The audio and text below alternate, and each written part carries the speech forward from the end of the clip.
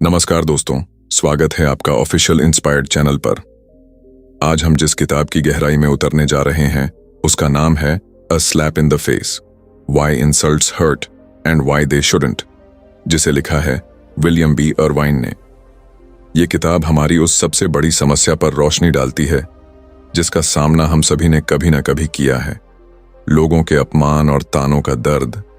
अक्सर जिंदगी में हम किसी से कुछ सुन लेते हैं, कोई ताना, कोई कटाक्ष, कोई छोटी सी बात, और वह हमारे मन में बार बार गूंजती रहती है। कई बार तो यह छोटी सी इंसल्ट पूरे दिन का मूड खराब कर देती है। लेकिन सवाल यह है कि आखिर क्यों एक साधारण सा शब्द हमें इतना गहरा चोट पहुंचा देता है। लेखक किताब के पहले अध्याय में इसी सवाल का जवाब खोजते हैं। उनका कहना है कि इंसल्ट का असली असर शब्दों में नहीं, बल्कि हमारे भीतर बनी हुई उस छवि में है जो हमने अपने बारे में बना रखी है। हर इंसान के अंदर एक सेल्फ इमेज होती है। हम सोचते हैं कि लोग हमें कैसे देखते होंगे, हमारी इज्जत कितनी है, हम कितने योग्य हैं। जब कोई हमें इंसल्ट करता है तो ऐसा लगता है जैसे किसी ने उस सेल्फ इमेज पर सीधा वार कर दिया हो। यही कारण है कि इंसल्ट का दर्द अक्सर शारीरिक चोट से भी ज्यादा गहरा लगता है। लेखक एक दिलचस्प तुलना करते हैं। अगर कोई अजनबी भाषा में हमें गालियां दे जो हमें समझ ही ना आए तो हमें बुरा नहीं लगेगा, क्योंकि हम उस इंसल्ट को अपनी छवि से जोड़ ही नहीं पाएंगे। लेकिन वही बात अगर हमारी भाषा में हमारे सामने कह दी जाए तो हमें भीतर तक चोट पहुंच जाती है। इसका मतलब यह है कि इंसल्ट की ताकत दूसरों के शब्दों में नहीं, बल्कि हमारे परसेप्शन यानी हमारी सोच में है। विलियम अर्वाइन यह भी बताते हैं कि इंसल्ट हमारे अंदर छिपे अहंकार को उजागर कर देता है। जितना ज्यादा हम अपने ईगो से चिपके रहते हैं, उतनी ही आसानी से इंसल्ट हमें चोट पहुंचाता है। लेकिन अगर हम समझ जाएं कि किसी और की राय हमारी असली कीमत तय नहीं कर सकती, तो इंसल्ट की धार अपने आप कुंद हो जाएगी। लेखक यहां एक और गहरी बात समझाते हैं। इंसल्ट हमें इसलिए भी परेशान करता है क्योंकि हम दूसरों की स्वीकृति, अप्रूवल पर निर्भर रहते हैं। जब लोग हमारी तारीफ करते हैं तो हम खुश हो जाते हैं, और जब वही लोग हमारी आलोचना करते हैं तो हम टूट जाते हैं। लेकिन अगर हम इस डिपेंडेंसी को कम कर दें और अपनी सेल्फ वर्थ खुद तय करना सीख लें, तो इंसल्ट हमें कभी ज्यादा परेशान नहीं कर पाएगा। इस पहले अध्याय में लेखक बार बार यह संदेश देते हैं कि इंसल्ट से बचने का सबसे बड़ा तरीका है अपनी सोच बदलना। इंसल्ट से भागना नहीं है, बल्कि उसे समझना है। अगर किसी ने आपको कुछ कहा और आपने उसे दिल पर ले लिया, तो आप खुद को चोट पहुंचा रहे हैं। लेकिन अगर उसी समय आप ठहर कर सोचें कि क्या सच में यह बात मेरी असली पहचान को बदल सकती है, तो इंसल्ट का असर तुरंत कम हो जाएगा। यही वजह है कि विलियम अर्वाइन कहते हैं, इंसल्ट एक तरह का साइकोलॉजिकल इल्यूजन है। हमें लगता है कि किसी ने हमारी इज्जत छीन ली, लेकिन सच्चाई यह है कि इज्जत हमारे अंदर है, कोई उसे हमसे छीन नहीं सकता। दोस्तों, ये था इस किताब का पहला अध्याय, जिसमें हमने समझा कि इंसल्ट आखिर हमें चोट क्यों पहुंचाता है और उसका असली कारण कहां छिपा है। लेकिन अब सवाल उठता है, जब इंसल्ट अलग अलग रूपों में हमारे सामने आता है, जैसे सीधा ताना, मजाक के नाम पर की गई बात, या फिर छिपे हुए व्यंग्य, तो हम उन्हें पहचान कर किस तरह डील करें, यह हम जानेंगे अगले अध्याय में। लेखक अगले अध्याय में हमें यह समझाने की कोशिश करते हैं कि इंसल्ट हमेशा एक ही रूप में सामने नहीं आता।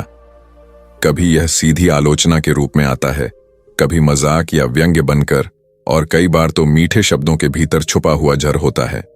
विलियम अर्वाइन कहते हैं कि हमें इंसल्ट की हर शक्ल को पहचानना सीखना चाहिए, क्योंकि जब तक हम इसे पहचानेंगे नहीं, तब तक इससे निपटना भी मुश्किल होगा। सबसे पहले आते हैं सीधे अपमान पर।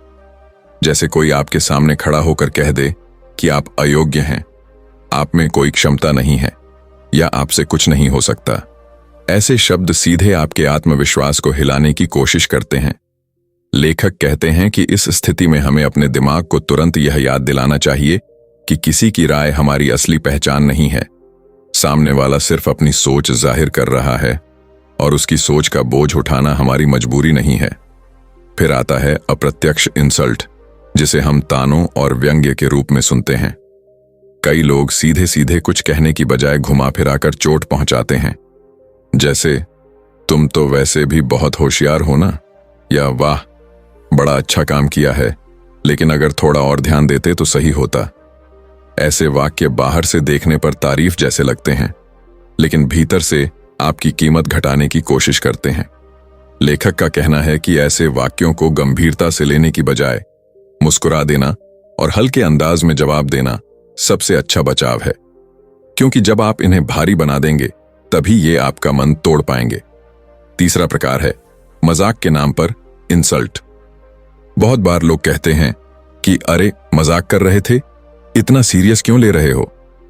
लेकिन लेखक साफ बताते हैं कि मजाक का असली मकसद अक्सर चोट पहुंचाना ही होता है। जब कोई आपको मजाक के नाम पर नीचा दिखाने की कोशिश करता है तो वहां भी समझदारी यह है कि आप उस पर गुस्सा ना करें, बल्कि शांत रहकर उसका असर कम कर दें। अगर आप नाराज हो जाते हैं तो आप सामने वाले को यह ताकत दे देते हैं कि उसकी बातें आपके मूड और आत्मसम्मान को बदल सकती हैं। विलियम अर्वाइन इस अध्याय में हमें यह भी याद दिलाते हैं कि इंसल्ट करने वाला अक्सर खुद भीतर से कमजोर होता है। जब कोई किसी को नीचा दिखाता है तो दरअसल वह अपनी असुरक्षा छिपाने की कोशिश करता है। इसलिए इंसल्ट सुनते ही अपने आप से यह कहना कि सामने वाला खुद परेशान है, इसीलिए मुझे नीचा दिखा रहा है, आपके मन का बोझ हल्का कर देता है। इस अध्याय की सबसे बड़ी सीख यह है कि इंसल्ट को कैटेगराइज करना सीखें। जैसे ही आप समझ लेंगे कि यह इंसल्ट किस तरह का है, वैसे ही आपका मन मजबूत रहेगा और आप यह तय कर पाएंगे कि इसे गंभीरता से लेना है या हल्के में छोड़ देना है। असल शक्ति इंसल्ट को रोकने में नहीं, बल्कि उसे समझकर उसके असर को खत्म करने में है। लेकिन अब अगला सवाल यह है कि जब इंसल्ट बार बार सामने आए, जब लोग आपको बार बार नीचा दिखाने की कोशिश करें, तो क्या सिर्फ पहचानना ही काफी है? असली चुनौती यह है कि हम इंसल्ट को झेलकर भी उसे अपनी ताकत में कैसे बदलें। यही राज विलियम अर्वाइन अगले अध्याय में खोलते हैं। लेखक तीसरे अध्याय में हमें और गहराई में ले जाते हैं। यहां वह यह समझाने की कोशिश करते हैं कि इंसल्ट से केवल बचना ही काफी नहीं है, बल्कि हमें यह सीखना चाहिए कि उसका असर अपने ऊपर कैसे कम किया जाए। हम सभी जानते हैं कि जब कोई हमें अपमानित करता है तो तुरंत हमारे मन में गुस्सा, दुख या शर्म जैसी भावनाएं उठती हैं। कई बार हम उस इंसल्ट को बार बार याद करके खुद को ही चोट पहुंचाते रहते हैं। लेकिन विलियम अर्वाइन कहते हैं कि इंसल्ट पर हमारा यह नियंत्रण होना चाहिए कि वह हमारे भीतर लंबे समय तक जगह ही न बना पाए। वह स्टोइक दार्शनिकों का उदाहरण देते हैं। प्राचीन रोम और ग्रीस के स्टोइक्स मानते थे कि इंसल्ट तब तक हमें चोट नहीं पहुंचा सकता जब तक हम उसे अपने मन में जगह नहीं देते। उन्होंने यह सिद्धांत अपनाया था कि लोग जो कहें वह उनकी राय है, मेरी सच्चाई नहीं। स्टोइक्स इंसल्ट को मजाक में टाल देते थे या कभी कभी उसका जवाब भी नहीं देते थे, क्योंकि उनका मानना था कि अगर आप हर इंसल्ट पर प्रतिक्रिया देंगे तो आप दूसरों की डोर से बंधे रहेंगे, लेकिन अगर आप शांत रहेंगे तो सामने वाला खुद हार मान लेगा। विलियम अर्वाइन यह भी बताते हैं कि इंसल्ट का असर कम करने का एक तरीका है साइकोलॉजिकल डिस्टेंसिंग, यानी अपने आप को उस इंसल्ट से थोड़ी दूरी पर ले जाना। जब कोई आपको कुछ कहे तो उसी क्षण यह सोचिए कि अगर यही बात किसी और को कही जाती तो आप उस पर कैसा प्रतिक्रिया देते। ज्यादातर बार आप हंसकर या अनसुना करके आगे बढ़ जाते। तो क्यों ना वही रवैया अपने साथ भी अपनाया जाए। लेखक कहते हैं कि इंसल्ट को कमजोरी की तरह देखने की बजाय उसे एक परीक्षा समझें। जब कोई आपको नीचा दिखाने की कोशिश करता है तो असल में वह आपके धैर्य और आत्मबल की परीक्षा ले रहा होता है, और अगर आप उस समय टूटे बिना टिके रहते हैं तो आप पहले से कहीं ज्यादा मजबूत बनकर बाहर निकलते हैं। यही वजह है कि इंसल्ट को सहन करना और उससे ऊपर उठना आपके व्यक्तित्व को निखारता है।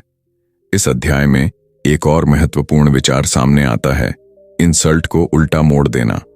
यानी जब कोई आपको नीचा दिखाने की कोशिश करे तो उसी इंसल्ट को हंसी या बुद्धिमानी में बदल दीजिए।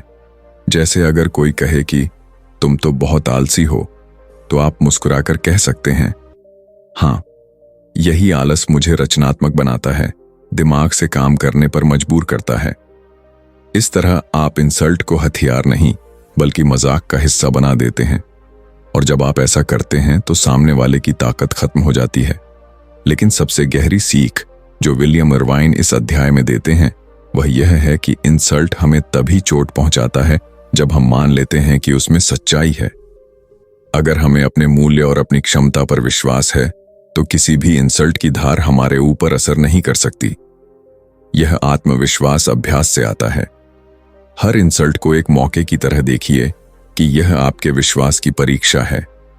अगर आप उसे पास कर लेते हैं तो अगली बार इंसल्ट आपको और भी कम चोट पहुंचाएगा।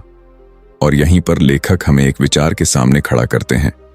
क्या इंसल्ट केवल चोट देने वाला हथियार है या फिर यह हमारे लिए छिपा हुआ शिक्षक भी हो सकता है? क्या यह संभव है कि हर इंसल्ट हमें अपनी कमजोरियों से परिचित कराता है और हमें उन्हें सुधारने का अवसर देता है? यही सबसे बड़ा प्रश्न है जो इस किताब की गहराई में जाकर विलियम इरवाइन हमें सोचने पर मजबूर करते हैं। लेखक अगले अध्याय में हमें यह एहसास कराते हैं कि इंसल्ट को केवल नजरअंदाज करना ही अंतिम समाधान नहीं है। असली चुनौती यह है कि हम इंसल्ट को एक ऐसे उपकरण की तरह इस्तेमाल करें जो हमारी मानसिक ताकत को बढ़ाए और हमें अपने जीवन के लक्ष्यों के और भी करीब ले जाए। यह अध्याय लंबा और गहराई से भरा हुआ है क्योंकि इसमें विलियम इरवाइन बार बार यह सवाल उठाते हैं, अगर इंसल्ट से बचना संभव नहीं है तो क्यों न इसे अपनी मजबूती बनाने का साधन ही बना लिया जाए। वह शुरुआत करते हैं एक साधारण अनुभव से। कल्पना कीजिए कि आप सड़क पर चल रहे हैं और कोई अजनबी आपके कपड़ों पर टिप्पणी कर देता है। आप उसे जानते तक नहीं, लेकिन उसके शब्द आपके मन में चुभ जाते हैं। दिन भर वह बात याद आती रहती है और आप परेशान होते रहते हैं। लेखक कहते हैं कि यहां समस्या अजनबी की टिप्पणी नहीं है। असली समस्या यह है कि हमने अपनी सोच और शांति को उसके शब्दों के हवाले कर दिया। जब तक हम यह नहीं समझेंगे कि इंसल्ट केवल दूसरों की राय है, तब तक हम हमेशा दूसरों के कंट्रोल में रहेंगे। विलियम इरवाइन बताते हैं कि इंसल्ट को सहने का सबसे बड़ा रहस्य है रेजिलियंस, यानी लचीलापन। जिंदगी में वैसे भी हर रोज हमें किसी न किसी रूप में आलोचना, ताना या मजाक का सामना करना पड़ता है। अगर हर इंसल्ट पर हम टूटते रहेंगे तो हमारा आत्मविश्वास कमजोर हो जाएगा। लेकिन अगर हम हर इंसल्ट को एक छोटे से अभ्यास की तरह लें तो धीरे धीरे हमारा मन इतना मजबूत हो जाएगा कि कोई भी शब्द हमें तोड़ नहीं पाएगा। वह स्टोइक दार्शनिक एपिक्टेटस का उदाहरण देते हैं। एपिक्टेटस एक गुलाम था जिसने अपमान और कठिनाइयों से भरी जिंदगी देखी, लेकिन वह हमेशा कहता था, लोग मेरे शरीर को चोट पहुंचा सकते हैं लेकिन मेरी आत्मा को नहीं। लेखक समझाते हैं कि इंसल्ट भी वैसा ही है। यह केवल बाहर से आता है, लेकिन इसे हमारे भीतर जगह देना या न देना यह पूरी तरह से हमारे हाथ में है। इस अध्याय में एक और दिलचस्प विचार सामने आता है, इंसल्ट को मिरर यानी आईना मान लेना। जब कोई हमें अपमानित करता है तो हमें सोचना चाहिए कि यह इंसल्ट कहीं हमारी असलियत को उजागर तो नहीं कर रहा। कई बार इंसल्ट हमें उन कमजोरियों की याद दिला देता है जिन्हें हम अनदेखा कर देते हैं। उदाहरण के लिए, अगर कोई कहता है कि आप हमेशा देर से आते हैं तो यह इंसल्ट सच भी हो सकता है और हमें अपनी आदत सुधारने का मौका दे सकता है। विलियम इरवाइन कहते हैं कि हर इंसल्ट को एक फीडबैक की तरह लेना चाहिए। अगर इंसल्ट झूठा है तो हमें उसे छोड़ देना चाहिए, और अगर उसमें सच्चाई छिपी है तो हमें उसे सुधारने का अवसर समझना चाहिए। लेखक यहां एक गहरी रणनीति भी साझा करते हैं। जब भी आपको इंसल्ट मिले तो तुरंत प्रतिक्रिया देने की बजाय उसे डिले कर दें, यानी गहरी सांस लें, खुद को शांत करें और सोचें कि क्या यह इंसल्ट सच में मेरे जीवन को प्रभावित कर सकता है। ज्यादातर बार जवाब होगा नहीं, और जब यह जवाब आपके भीतर साफ हो जाएगा तो इंसल्ट का असर अपने आप कम हो जाएगा। विलियम इरवाइन यह भी कहते हैं कि इंसल्ट पर आपकी प्रतिक्रिया आपके व्यक्तित्व को दुनिया के सामने दिखाती है। अगर आप हर इंसल्ट पर नाराज होकर प्रतिक्रिया देंगे तो लोग आपको आसानी से उकसा सकते हैं, लेकिन अगर आप शांत रहेंगे, मुस्कुराएंगे या मजाक में टाल देंगे तो लोग समझ जाएंगे कि आप मजबूत हैं। यही मजबूती आपकी असली ढाल बन जाती है। इस अध्याय की सबसे प्रेरणादायक बात यह है कि इंसल्ट को हमें अपनी ग्रोथ स्ट्रेटेजी बनाना चाहिए। अगर कोई आपको नीचा दिखाने की कोशिश करता है तो आप उसे अपनी शक्ति बनाने का अवसर बना सकते हैं। जैसे जिम में भारी वजन उठाना मुश्किल होता है, लेकिन वही वजन हमारी मांसपेशियों को मजबूत करता है, उसी तरह इंसल्ट भी मानसिक वजन है। पहले यह भारी लगता है, लेकिन बार बार इसका सामना करने से हमारी मानसिक मांसपेशियां मजबूत हो जाती हैं। लेखक इस विचार को और आगे बढ़ाते हुए कहते हैं कि इंसल्ट हमें यह भी सिखाता है कि हमारी खुशी दूसरों के शब्दों पर नहीं, बल्कि हमारे नियंत्रण पर निर्भर है। जब हम इंसल्ट को अपने आत्मविश्वास और धैर्य की सीढ़ी बना लेते हैं, तो धीरे धीरे हमें दूसरों की राय की परवाह करना ही बंद हो जाता है। तब हम वही करते हैं जो सच में हमारे जीवन के उद्देश्य के अनुरूप है। और दोस्तों, यहां पर विलियम इरवाइन हमें एक अद्भुत मोड़ पर लाकर खड़ा कर देते हैं। वह यह सवाल उठाते हैं, क्या हो अगर हम इंसल्ट से इतना ऊपर उठ जाएं कि इंसल्ट सुनकर हमें तकलीफ न हो, बल्कि आनंद आने लगे? क्या हो अगर हर इंसल्ट हमें यह याद दिलाए कि हम दूसरों के नियंत्रण से मुक्त हैं? क्या हो अगर इंसल्ट हमें हमारे असली स्वतंत्रता की ओर ले जाए? यहीं पर लेखक एक बिल्कुल नई दिशा की ओर संकेत करते हैं, जो केवल इंसल्ट से बचने या उसे सहने तक सीमित नहीं है, बल्कि इंसल्ट को आत्मिक शांति और आजादी का साधन बना देता है। और यह रहस्य किताब के अगले हिस्से में धीरे धीरे सामने आता है। दोस्तों, अब हम इस किताब के उस हिस्से में पहुंचते हैं जहां विलियम इरवाइन इंसल्ट को केवल सहन करने या नजरअंदाज करने की सलाह नहीं देते, बल्कि हमें यह सिखाते हैं कि इंसल्ट को अपने जीवन का शिक्षक और मार्गदर्शक बना लेना चाहिए। यह अध्याय बाकी सब अध्यायों से कहीं ज्यादा गहरा है, क्योंकि इसमें लेखक यह समझाते हैं कि इंसल्ट दरअसल एक छिपी हुई शक्ति है जो हमें मानसिक आजादी और आंतरिक शांति की ओर ले जाती है। लेखक शुरुआत में कहते हैं कि जब हम इंसल्ट को नजरअंदाज करना सीख लेते हैं, तो हम केवल एक स्तर पर मजबूत होते हैं, लेकिन असली बदलाव तब आता है जब हम इंसल्ट को अपने भीतर एक सकारात्मक बदलाव का कारण बना लेते हैं। जिंदगी में इंसल्ट एक ऐसी हकीकत है जिसे कोई मिटा नहीं सकता।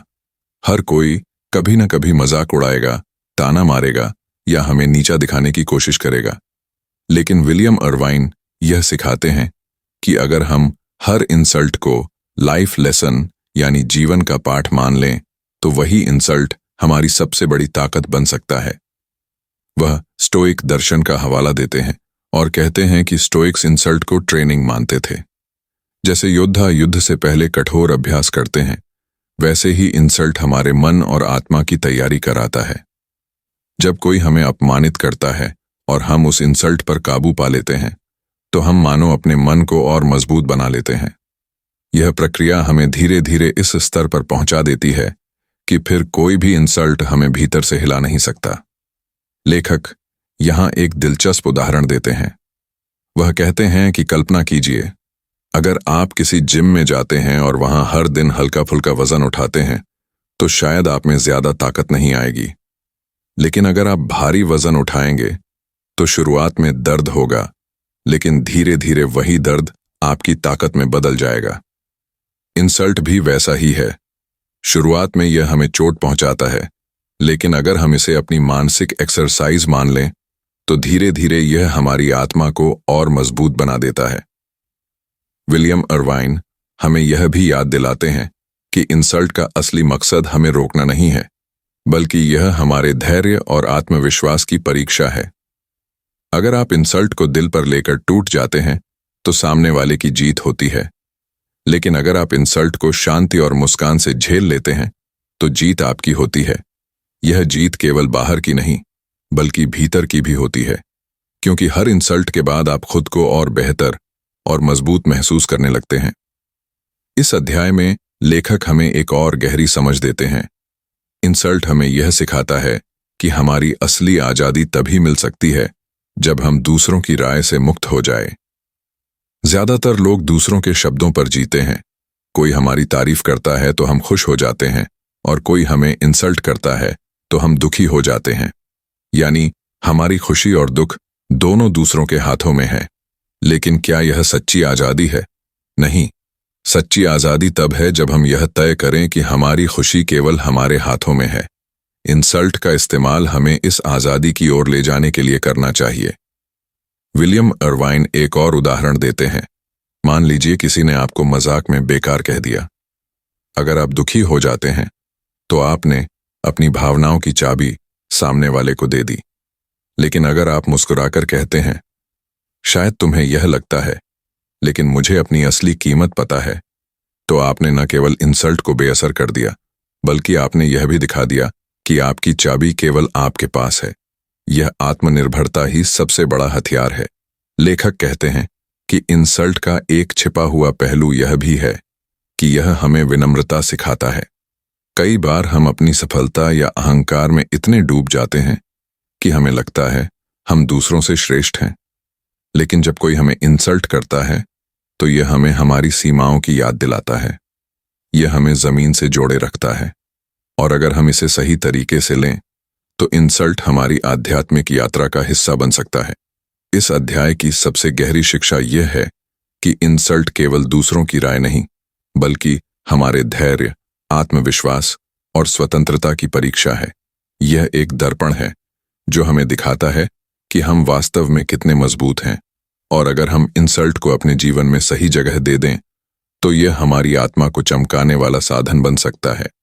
और दोस्तों, यहीं पर विलियम अर्वाइन हमें एक और हैरान कर देने वाली सोच के सामने खड़ा कर देते हैं।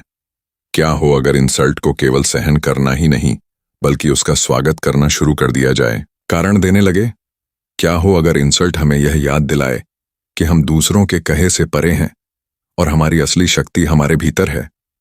यहीं से किताब हमें एक ऐसे रहस्य की ओर ले जाती है जहां इंसल्ट अब बोझ नहीं रह जाता बल्कि यह हमारी आत्मा की मुक्ति का मार्गदर्शक बन जाता है। कभी जब कोई हमें अपमानित करता है तो हमारी पहली प्रतिक्रिया गुस्से में फूट पड़ने की होती है। दिल में एक चुभन सी महसूस होती है, जैसे किसी ने हमारे आत्मसम्मान पर वार किया हो। यही अपमान का असली असर है। यह हमें भीतर से हिलाकर रख देता है। लेखक इस अध्याय में यही बताते हैं कि अपमान का असर केवल शब्दों का नहीं होता बल्कि यह हमारी पहचान और हमारे मूल्यबोध से टकराता है। इंसान का पूरा जीवन इस सोच पर टिका होता है कि लोग उसे किस नजर से देखते हैं। जब कोई हमें छोटा दिखाने की कोशिश करता है तो हमें लगता है कि हमारी छवि धूल में मिल गई है। यही कारण है कि अपमान हमें भीतर तक चोट पहुंचाता है। लेकिन अगर हम गहराई से सोचें तो यह चोट केवल हमारी मान्यताओं पर आधारित है। अगर हम अपनी पहचान को दूसरों की राय से जोड़कर रखेंगे तो कोई भी हमें गिरा सकता है, मगर अगर हम अपनी पहचान अपने मूल्यों और अपने कर्मों पर टिकाएंगे तो किसी का अपमान हमें हिला नहीं पाएगा। लेखक एक उदाहरण देते हैं कि जैसे कोई बच्चा अगर हमें गाली दे दे तो हम मुस्कुराकर उसे अनदेखा कर देते हैं क्योंकि हमें पता है कि उसके शब्दों में वजन नहीं है। सवाल यह है कि जब कोई बड़ा या समाज में सम्मानित व्यक्ति हमें कुछ कह देता है तो हम क्यों टूट जाते हैं? इसका उत्तर है क्योंकि हम खुद उनकी राय को ज्यादा महत्व देते हैं। जीवन का बड़ा सबक यही है कि हमें अपनी नजर में बड़ा बनना है, दूसरों की नजर में नहीं। जो लोग हमें नीचा दिखाना चाहते हैं वे दरअसल अपनी ही हीनता को हम पर थोप रहे होते हैं। अगर हम समझ जाएं कि उनका अपमान उनके भीतर की कमजोरी का आईना है तो हमें चोट नहीं लगेगी। अपमान को सह लेना कमजोरी नहीं बल्कि ताकत है। यह दिखाता है कि हम अपने आत्मसम्मान को दूसरों की जुबान पर नहीं बल्कि अपने भीतर टिकाए हुए हैं। लेखक आगे यह भी समझाते हैं कि अपमान का दूसरा पहलू यह है कि यह हमें मजबूत भी बना सकता है। सोचिए, अगर जीवन में कभी किसी ने हमें नीचा न दिखाया होता तो शायद हम कभी अपनी असली शक्ति को पहचान ही नहीं पाते। अपमान हमें याद दिलाता है कि हमें अब और मजबूत होना है। जब कोई हमें रोकने या गिराने की कोशिश करता है तो वही पल हमारे लिए परीक्षा की घड़ी होती है, और जो इस परीक्षा में मुस्कुराकर खड़ा रह जाता है वही असली विजेता बनता है। यहाँ लेखक कहते हैं कि अपमान को देखकर डरना नहीं चाहिए बल्कि उसे अपने भीतर की शक्ति जगाने का अवसर मानना चाहिए। अगली बार जब कोई आपकी बेइज्जती करे तो उस दर्द को अपने दिल में जगह मत दो। उसे एक सबक की तरह देखो कि दुनिया हमेशा आपके पक्ष में नहीं होगी, लेकिन आपको अपने पक्ष में खड़ा होना है। यही असली आत्मबल है। और अब यहीं से लेखक अगली बार हमें एक और गहराई में ले जाते हैं जहां वे दिखाते हैं कि किस तरह हम अपमान को एक मानसिक खेल के रूप में समझ सकते हैं और उस खेल में जीत सकते हैं। यह हिस्सा और भी रोमांचक है क्योंकि यहां असली तकनीकें सामने आती हैं। जीवन में अपमान का सामना करना हर किसी की कहानी का हिस्सा होता है, चाहे वह परिवार में हो, दोस्तों के बीच हो या समाज में। हर जगह कोई ना कोई हमें नीचा दिखाने की कोशिश करता है, लेकिन फर्क इस बात से पड़ता है कि हम उस अपमान को किस तरह से लेते हैं। अगर हम उसे अपनी आत्मा पर बोझ बना लेंगे तो हम भीतर से टूट जाएंगे, लेकिन अगर हम उसे एक सीख की तरह लेंगे तो वही अपमान हमें मजबूत बना देगा। लेखक इस किताब के पहले हिस्से में यही संदेश देते हैं कि अपमान सिर्फ शब्दों का खेल नहीं है, बल्कि यह हमारे आत्मसम्मान और आत्मविश्वास की परीक्षा है। जब हम दूसरों की राय को ज्यादा महत्व देते हैं तो उनका हर शब्द हमें चोट पहुंचाता है, लेकिन जब हम अपने भीतर से इतने दृढ़ हो जाते हैं कि किसी की राय हमें हिला नहीं सकती, तभी हम असली स्वतंत्रता का अनुभव करते हैं। याद रखिए, अपमान से बचा नहीं जा सकता, लेकिन उसे सहने और समझने का तरीका बदला जा सकता है। अगर किसी का अपमान आपके दिल में जगह ही न पाए तो वह आपको नुकसान नहीं पहुंचा सकता। यही इस किताब का पहला और सबसे बड़ा संदेश है। खुद की इज्जत खुद करो और दुनिया को यह ताकत मत दो कि वह तुम्हें गिरा सके। अब यहां से आगे की यात्रा और भी दिलचस्प होने वाली है। आगे लेखक बताते हैं कि किस तरह अपमान को मानसिक खेल की तरह देखा जा सकता है और किस तरह की तकनीकों से हम इस खेल में जीत हासिल कर सकते हैं। वे यह भी समझाते हैं कि कैसे अपमान को अवसर बनाकर हम अपने जीवन को और ऊंचा उठा सकते हैं। अगर यह वीडियो आपको पसंद आया हो तो नीचे कमेंट में जरूर बताइए। अगर हमें 100 से ज्यादा कमेंट्स आते हैं तो हम इसका पार्ट 2 जरूर लेकर आएंगे, जिसमें हम आगे की बातें विस्तार से समझाएंगे। तो अभी कमेंट कीजिए, बताइए आपको यह विषय कितना उपयोगी लगा और क्या आप चाहते हैं कि हम इसका अगला हिस्सा भी आपके सामने रखें। तो दोस्तों, जुड़े रहिए हमारे साथ, क्योंकि जो बातें यहां अधूरी रह गई हैं वे सब हम आपको पार्ट 2 में विस्तार से बताएंगे।